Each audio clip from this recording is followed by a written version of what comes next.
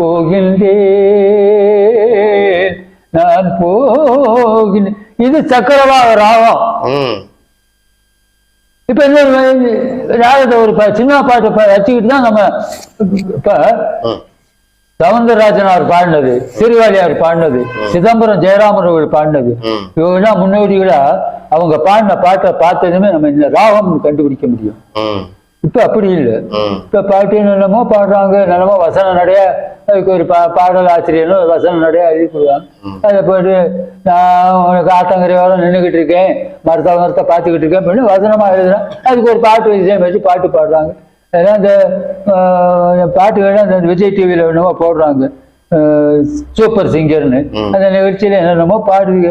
சரி, பொறுமையா தான் பாக்குச்சு. கால ஓட்டத்துல ஏன்னா ஒரு காலத்துல 2 கம்பு குச்சியை ஊண்டி இதுல பாசியை மாட்டி ஏரியல் போட்டிருப்பாங்க.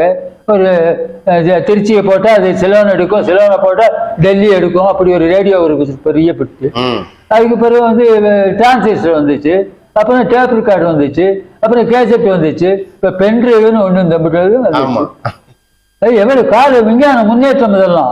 அதுக்குதான் ஈடு கொடுத்து நம்மளும் போய்கிட்டே இருக்கணும். இன்னும் பழைய கொக்கரிஞ்சுகள்ல மடியில வச்சுக்கிட்டே இருக்கக்கூடாது. அதனால இந்த நாடக கலைத்துறையில இந்த காலப்போக்குல நம்மளும் போய்கிட்டே இருந்தோம்னா, ஆனா ஃபண்டமெண்டல் அடித்தளத்தை விட்டுறக்கூடாது. அடித்தளமாவே இருக்கணும். நீ மேல எத்தனை கட்டடமானாலும் கட்டு, அடித்தளத்தை ஸ்ட்ராங்கா போட்டுக்கோ. அதே மாதிரி ராகவலிகள், கர்நாடக இசை, அதுகள்ல ஆணித்தரமா இருந்துகிட்டு அதுல இருந்து வேற மாதிரி பாடு. இப்ப நான் சொன்னேன் இல்ல, சக்கரவாகத்துல வேற ஒரு ஆபோகிராகம் இருக்கு. ஆபோகிராகம்னா என்ன? தங்கரதம் வந்தது விதியிலே, பாலமுருகன் கிருஷ்ணா பாடி இருக்கிறாரு. இந்த ஒரு படத்துல இன்றைக்கு ஏன் இந்த ஆனந்தமே இன்பத்தில் ஆடுது, இதுவும் அதுவும் ஒரே ராகம். இது சினிமா பாட்டு தானே. ஒரு சின்ன சின்ன பாடல்கள்ல கூட நம்ம ராகத்தை தெரிஞ்சுக்கிட்டோம்னா இந்த இசை உலகத்தை விட்டு யாரும் விட்டு ஒதுங்கி போயிடணும்னு நினைக்கவே மாட்டான். ராக வழிகளை தெரிஞ்சுக்கணும். ஒரு நாடக உலகத்துல நடிகனா வரணும்னா முதல்ல குரல் வளம் இருக்கணும், சுருதி இருக்கணும், தாளம் இருக்கணும், ராக வழி தெரிஞ்சிருக்கணும். இது 4 இருந்தால் அவன் பிரபலமான நடிகரா இசை நாடகத்துறையில விளங்கலாம்ங்கிறது என்னுடைய தாழ்மையான கருத்து. Super super. நீங்க முறைப்படி சங்கீதம் கத்துக்கல அப்படிங்கிறீங்க. முறைப்படி நீங்க சங்கீதம் கத்துக்கல, முறைப்படி சங்கீதம் பாடுறதுக்கு கத்துக்கல. ஆனா அந்த ராகத்தினுடைய பெயர்கள்லாம் எப்படி கண்டுபிடிக்கிறீங்க? ராகத்தினுடைய பேரு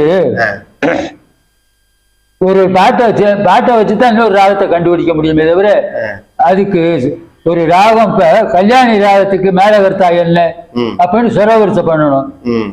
அது சங்கீதத்தை அடிப்படை சங்கீதத்தை முறையா படிச்சவங்க தான் அதுக்கு சொல்ல தெரியுமே ஒழிய, நான் வந்து ராகத்தை இன்னொரு பாட்டை வச்சு ராகத்தை தான் சொல்ல தெரியுமே ஒழிய, அதுக்கு மேலகர்த்தா 72 மேலகர்த்தா இருக்கு, 64 ராகமும் கலிராகமும் இருக்கு. அதை வச்சு நான் வந்து அதை பூரா நான் படிக்கல. இப்ப நான் கஞ்சிரா வாசிப்பேன், மிருதங்கம் வாசிப்பேன். அதுக்கும் கூட விதிமுறையோட அதுக்கு வாசிக்கக்கூடிய தா டை டை டை தா டை டை அப்படின்னு சொல்லி கொடுக்குது ஆள் இருக்கு. இப்ப நான் அது இல்லை, பாட்டுக்கு தகுந்த தாளம் நான் பாட்டு அடிச்சுட்டு போவேன். ஆனா தீர்மானம் வைக்கிறதோ முத்தாய்ப்பு வைக்கிறதோ அப்படி வைக்கிறதுக்கு தெரியாது. இது அதுக்கு வந்து ஃபண்டமெண்டலா அதெல்லாம் இசைஞானத்தை படிக்கணும்னா ஒரு சங்கீத வித்வான்கிட்ட முறையோட அப்படி சொல்லிக் கொடுக்க அதை படிக்கணும். இப்ப என்னுடைய இதுல வந்து மாடியில தான் எல்லாம் வச்சிருக்கேன். ஹார்மோனிய பெட்டி இருக்கு, கஞ்சிரா இருக்கு, ஜால்ரா இருக்கு, எல்லாமே வச்சிருக்கிறேன். இப்ப இருக்கு. அங்கேதான் நாடகம் படிப்போம். இப்ப எனக்கு தேடி தேடி கொண்டு வந்து ஹார்மோனிய பெட்டி 2-3 பேர் கொடுத்தாங்க. இங்க பஜனை மடம் இருந்தது, அவர் பார்த்தாரு, இந்த ஹார்மோனியம் நமக்கு இனிமே வேண்டாம், பஜனை எல்லாம் முடிச்சாச்சு எல்லாரும் அப்படின்னு கொண்டு வந்து, இப்ப நகர செயலாளர் இருக்கிறாரு விஜய் போஸ் அப்பா, அவர் கொண்டு வந்து எனக்கு இந்த ஹார்மோனிய பெட்டி கொடுத்தாரு. அது என் திருச்சியில இருக்கிற என் மூத்த பேத்திக்கு கொடுத்துருக்கிறேன். இந்த இங்க ஒரு பேத்தி இருக்கு, 2வது பேத்தி, அது வயலினிஸ்ட், வயலின் வாசிக்குது. இப்ப இன்னொருத்தர் கிராமத்துல இந்த பஜனை மடத்துல இருந்து போன் பண்ணி எனக்கு வர சொல்லி, நாட்டாம இந்த பெட்டி இனிமே நீங்க தான் முதல்ல இந்த ஊர்ல நாடகம் நடிச்சு 59ல இந்த பெட்டி இப்பயும் நாடகத்தை இருக்கே, இந்த ஹார்மோனியத்தை வந்து எடுத்துட்டு போங்கன்னு சொன்னாங்க. போய் அந்த மதிவானனும் நானும் போய் தான் எடுத்துட்டு வந்தோம். அதனால நான் இந்த நாடக உலகத்தை விட்டு ஒதுங்கி போகல, வயசாகி. யாராவது உங்களை மாதிரி ஆளு வந்து அணுகினால் என்னுடைய திறமைகளையோ என்னுடைய அனுபவங்களையோ கேட்டால் பகிர்ந்து கொள்ள முடியும். இப்ப இனிமே நான் போய் வேஷம் போட்டு மேடையில் போய் நிக்க போறது இல்லை. அந்த தகுதி எனக்கு இனிமே அது தாண்டி வந்தாச்சு வயசு. இனிமே இளைஞர்களுக்கு நான் சொல்லக்கூடிய அறிவுரை நான் ஏற்கனவே சொல்லிட்டு, நீங்க நாடக உலகத்துல வந்து ஐயா வந்து இப்ப என்ன பேட்டி எடுத்துட்டு இருக்கிறவருக்கும் நான் சொல்றது என்ன அப்படின்னா, என்ன மாதிரி என்னை விட மேலான ஆளுகளுடைய கருத்துக்களை கேட்டு பரிமாறிக்கொள்ளும். கண்டிப்பா. அதுக்காகத்தான் முக்கியமா உங்களை மாதிரி பெரியவங்களோட அனுபவங்களை பகிர்ந்துக்கிறதுக்காகத்தான் இந்த விஷயம். இது வந்து தமிழ் கலைங்கிறது ஒரு பசிபிக் மகா கடல் மாதிரி. அதை எட்டித்தான் பார்க்க முடியுமே தவிர தொட்டு பார்க்க இயலாது. கட்டது கண்மை கைமண் அளவு, கல்லாதது உலகளவுன்னு கலைமகளே சொல்லியிருக்கிறார். இப்ப எனக்கு தெரிஞ்சதான் சொல்லியிருக்கிறேன் ஒழிய நான் பெரிய வித்வானும் கிடையாது, பெரிய விவேகம் கிடையாது. என்னுடைய வயதுக்கு என்னுடைய இது ஓரளவு திறமை. நான் வந்து எவ்வளவு கலைமகளே கைமண் அளவுன்னா அப்படின்னா நான் ஒரு கார்த்தூசி அளவுன்னு தான் சொல்லுவேன். நிறைய பேர் இருக்கிறாங்க. இப்போ மதுரையில் பார்த்தா நிறைய நடிகர்கள், ஞானமான நடிகர்கள் இருக்கிறாங்க. இப்போ எல்லா கலையும் தெரிஞ்சவங்க இருந்தாலும் இந்த குரல் வளம் இல்லைன்னா அவங்களுக்கு எதுவுமே இல்லை. மேல பாடுறதுக்கு குரல் வளம் இருக்கணும். இப்ப என்னால இப்ப நான் 2 பாட்டுகளுடைய அடிகளை பாடி காட்டினேன். அதுக்கு மேல என்னால தெம்பா பாடுறதுக்கு உடல்ல வயோதிகமும் உடல்ல தெம்பு இல்லாமவும் பாட்டுக்கு பாட காட்ட முடியல. இப்போ ஒரு சில பாடல்களை கேட்கும் போது அப்படியே யோசனை பண்ணி இது என்ன ராகம். சினிமா பாடல்கள் நிறைய ராகங்கள் தெரியாமே பாடிக்கிட்டு இருக்காங்க. மைக்கு பக்கமா ஓகே. மைக்கில் வந்துருச்சா? இல்ல இல்ல இருக்கு, கொஞ்சம் பக்கமா இருக்கணும் பார்த்தேன். அப்படியே இப்போ ஹரிச்சந்திரத்துல தர்பார் சேன்ல சங்கராபரண ராகம் பாடி வரணும்னு சொல்லுவாங்க. அந்த சங்கராபரண ராகத்துல ஒரு பாட்டு அமைஞ்சிருக்கு. ஒரு படத்துல எம்ஜிஆரும் சரோஜாதேவி, அன்று வந்ததும் அதே நிலா, இன்று வந்ததும் அதே நிலா, இன்று வருவதும் ஒரே நிலா. இது சங்கராபரண ராகம். இது நிறைய பேருக்கு தெரியாது. இப்போ இளையராஜா ஒரு படத்துல ஆண்பாவம்ங்கிற படம் நினைக்கிறேன், காதல் கதக்குதையா, இது என்ன ராகம்? சண்முக பிரியா ராகம். சிந்தை எறிந்து வாடி மாறன் அவதாரம், இதை அப்படியே காப்பி பண்ணி படிச்சிருக்காரு. அப்ப ஒருத்தர் போய் பேட்டி எடுக்கிறாரு இளையராஜா கிட்ட. அது எப்படி சண்முக பிரியா ராகத்தை ரொம்ப தெளிவா, சண்முக பிரியா ராகமா எனக்கு தெரியாது, நான் பழைய பாட்டை கேட்டு அந்த இதுல இசையமைச்சேன் தவிர எனக்கு ராக அடி. அவர் ஒரு திறமையான ஆளு. இசை திரைப்பட உலகத்துல ஒரு டர்னிங் பாயிண்ட் என்ன அப்படின்னா, இதை இனிமே எப்படித்தான் கொண்டு போகணும். எம்ஜிஆர், சிவாஜி கணேசன், ஜெமினி கணேசன் காலத்துல சவுந்தரராஜன் பாட்டும் சீர்காழி பாட்டும் தான் நிறைய இருக்கும். சுஜலா பாட்டு எப்படி. இப்ப அவர் வந்து ஒரு மாற்றத்தை கொண்டு வந்தாரு. அன்னக்கிளி படத்துல இருந்து ஒரு மாற்றத்தை கொண்டு வந்தாரு. அது இன்னைக்கு வரைக்கும் அவருக்கு ஒரு பெரிய நியமாக இருக்கு. நல்ல அவர் பெரிய வித்வான் இல்லைனாலும் அவருடைய பார்முலா நல்ல இடத்துக்கு வந்துருச்சு. இப்ப வள்ளிவிரம நாடகத்தை பாத்தீங்கன்னா, நரக முனியே அப்படின்னு அவரு முருகன் சொல்றாரு. மத்தியமாவதி ராகம் அது. மங்களம் பாடக்கூடிய ராகம் மத்தியமாவதி. இது பெருமாளுக்கு பாடக்கூடிய ராகம். நான் இந்த வாரமலர்ல இந்த கட்டுரையை எழுதியிருந்தேன். அது டிவியில் கூட பாராட்டி பேசியிருந்தார் ஒரு உபன்யாசம் மற்றவர். மானாமதுரை ஆனந்தராமன் எந்தெந்த சாமிகளை என்னென்ன ராகத்துல பாடணும், எப்பப்ப பாடணும்னு வாரமலர்ல எழுதியிருக்கிறாரு. அது படிச்சு பாருங்கன்னு சொன்னாரு. தந்தி டிவியில பார்த்தேன். அது மாதிரி இந்த நாடகத்தை அது ஒரு சில நாடகங்களை பாடல்களை மட்டும் பாடிட்டு ராகவழியில பாடிட்டு இந்த பாட்டுக்கு போனா சங்கராசாமி எழுதியிருக்கிறாரு. முருகன் வரும்போது ஆரபி ராகத்துல இல்ல தேவகாந்தரி ராகத்துல பாடணும். அப்புறம் மானுக்கு அடையாளம் கேட்கும்போது பைரவி ராகத்துல பாடணும். முடிக்கும் போது காப்பி ராகத்துல முடிக்கணும். இந்த ராகம் பாடணும்னு எழுதி வச்சிருக்கிறாரு. இப்ப அந்த லைனை விட்டுட்டு 70% சினிமா பாட்டா வருது வள்ளி திருமண நாடகம். வள்ளி திருமண நாடகத்தினுடைய டிராக்கே வேற மாதிரி. அதுவும் பட்டவர்த்தனமான சினிமா பாட்டையே பாடுறான். சினிமா பாட்டு மெட்டுல இசையில ஒரு பாடலை பாடிட்டா கூட பரவாயில்ல. அந்த பாட்டையே பாடிடுறாங்க சினிமா பாட்டாது. அது எனக்கு அதுல உடன்பாடு இல்லை. நீ அந்த பாட்டு உனக்கு பிடிக்குதா, அது ஒரு கவிஞர்கிட்ட சொல்லி ஒரு பாடலாசிரியர்கிட்ட சொல்லி இந்த மெட்ல எனக்கு பாட்டு எழுதி கொடுங்கன்னு கேட்டு அது கதையோடு ஒன்றி போகக்கூடிய கருத்தை கொண்டு போற மாதிரி பாடு. அதை விட்டுட்டு என்ன ஒரு பாட்டு, பெண்ணிய கூந்தல் கருநிற நாகம் பெண்மை இலக்கணம் அவளது தேகம். அது அந்த பாட்டுல அதாவது எதிக மோனையை முன்னாடி வைக்கணும் இல்லை பின்னாடி வைக்கணும். அவர் அதுல கண்ணதாசன் நல்லாவே பின்னாடி வச்சு நல்ல மோகம் நாகம் ராகம் தியாகம் அப்படின்னு அந்த பாட்டை அப்படியே சீன்ல பாடுறாங்க. அது அப்படி பாடக்கூடாது. அது மட்டும் ஒரு பாட்டு எழுதி பாடு, கதைக்கு ஒத்து போற மாதிரி. சரி, வேற என்ன கேட்கணும் சொல்லு. நீங்க பள்ளி ஆசிரியரா இருந்தீங்கல்ல? ஆமா. எந்த பள்ளி எங்க இருக்குது? அது பெரிய தமிழறிஞர் பரிமார் கலைஞர் சூரியநாராயண சாஸ்திரியார். அவர் 10ஆம் வகுப்பு புத்தகத்துக்கு பாடம் எழுதியிருக்கிறவர். அவருடைய பேர்ல இருந்த ஸ்கூல் தான் இங்க சூரியநாராயண ஸ்கூல். இந்த ரயில்வே பாலத்தோரத்தில் இருந்தது. அதுலதான் நான் 30 வருஷம் 28 வருஷம் இப்போ ஆசிரியராக. நான் அதுக்கு முன்னாடி 1963 போலீஸுக்கு போயிட்டேன். காமராஜர் முதலமைச்சர், கக்கன் போலீஸ் அமைச்சர். அப்போ ஒரு 2 வருஷம் அந்த காலத்து ஜவுப்பு தொப்பி போலீஸ் 2 வருஷம்.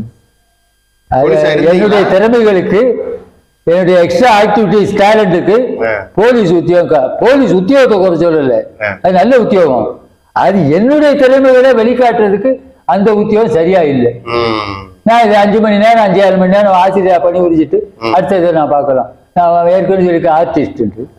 இந்த தொழில்கள் எனக்கு கை கொடுக்கக்கூடிய தொழில் திறமைகளை வெளிக்கொணர்வதற்காக ஆசிரியர் வேலைக்கு வந்து. ஆனா போலீஸாவும் ஒர்க் பண்ணீங்களா? போலீஸாவும் ஒர்க் பண்ணீங்களா? ஒர்க் பண்ணியிருக்கேன். நான் படிச்சதுதான் குறைஞ்ச படிப்பு தான். அப்புறம் தான் தொலைதூர கல்வியிலே MA ஹிஸ்டரி எடுத்து படிச்சு பாஸ் பண்ணேன் அண்ணாமலை யூனிவர்சிட்டி. அது படிப்புக்கும் நான் என்னுடைய கருத்துக்கள், என்னுடைய புத்தி கூர்மை, அறிவுக்கு, அதுக்கும் படிப்புக்கும் என்ன அப்படின்னா, ஹிஸ்டரி பாடம் எடுத்து 5ஆம் பாடம் எடுத்துட்டேன்னா புத்தகத்தை பார்க்காம பாடம் நடத்துவேன். 1531 பாபர் படையெடுத்து இப்ராஹிம் லோடி தோக்கடிச்சதுலேருந்து அப் டு டேட் இன்னைக்கு திரௌபதி முர்மு வரைக்கும் அப்படியே மறக்காம தேதி வாரியா எப்போ நடந்துச்சு என்னங்கிறது சொல்லிக்கிட்டு மெமரி பவர், ஞாபக சக்தி அதிகம். ஒரு அன்னைக்கு படிச்சு மறந்துட மாட்டேன். அப்படி மறந்தாச்சுன்னா அப்புறம் நம்ம படிச்ச படிப்புக்கு இல்லை. அரைஞ்சிய விரும்பு அப்படின்னா அது அப்படியா எனக்கு அதை படிச்சு ஞாபகம் இல்லைன்னு சொல்லக்கூடாது. புத்தகம் கூட எழுதிருக்கீங்கன்னு சொன்னாங்க. என்ன புத்தகம் எழுதிருக்கீங்க?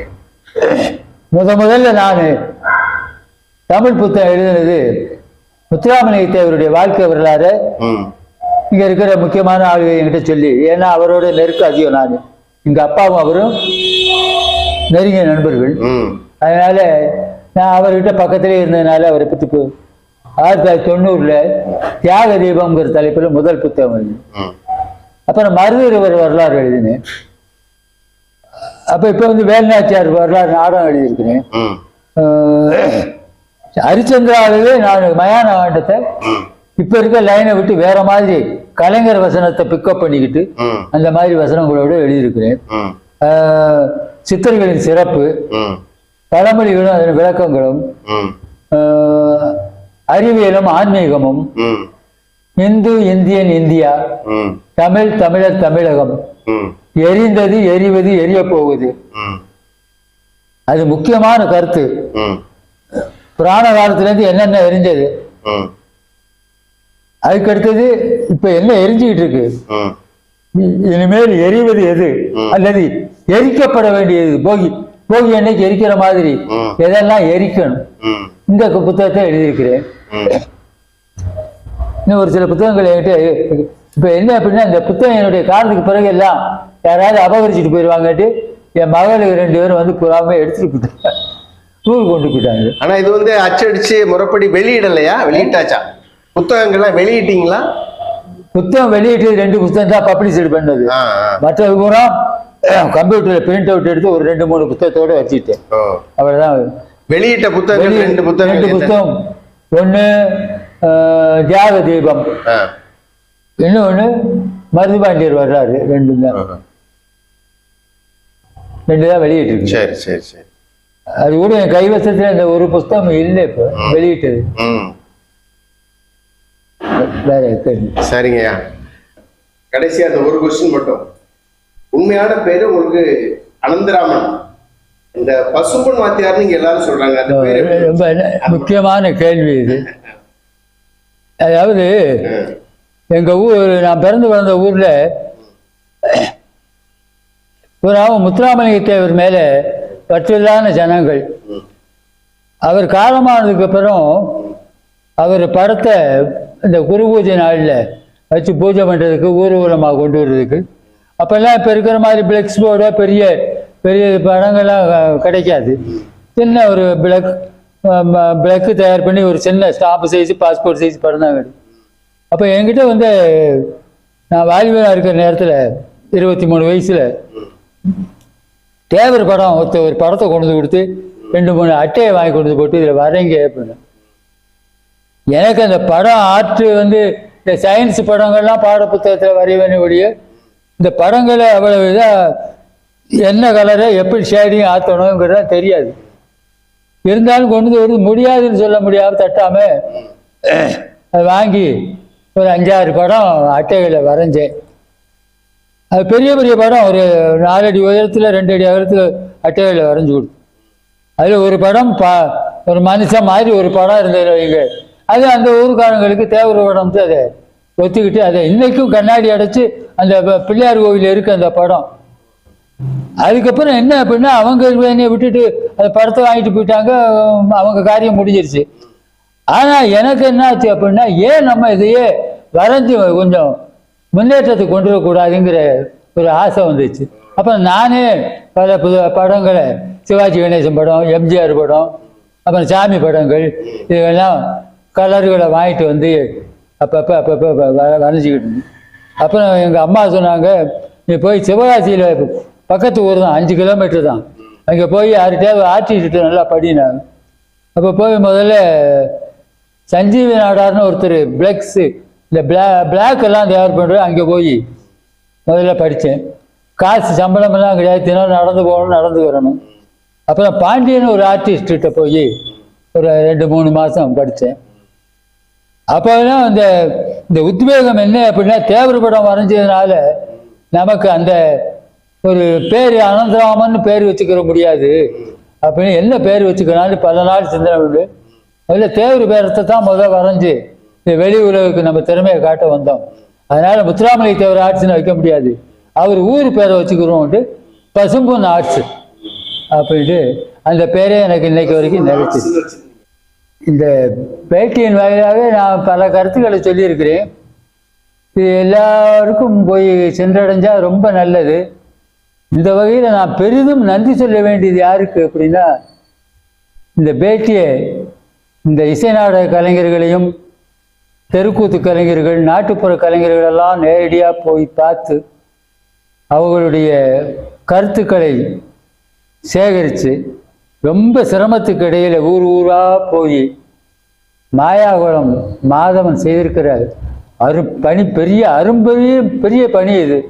இதை நினச்சி பார்க்கவே ரொம்ப அவருக்கு தான் நாம் எல்லாரும் சேர்ந்து பெரிய நன்றியும் பாராட்டையும் தெரிவிக்கணும். நாம் இதை இனிமேல் இப்படி ஒரு காரியத்தை செய்யறதுக்கு யாராவது வருவாங்களான்ட்டு எதிர்பார்க்கறது கூட நினச்சி பார்க்க முடியல.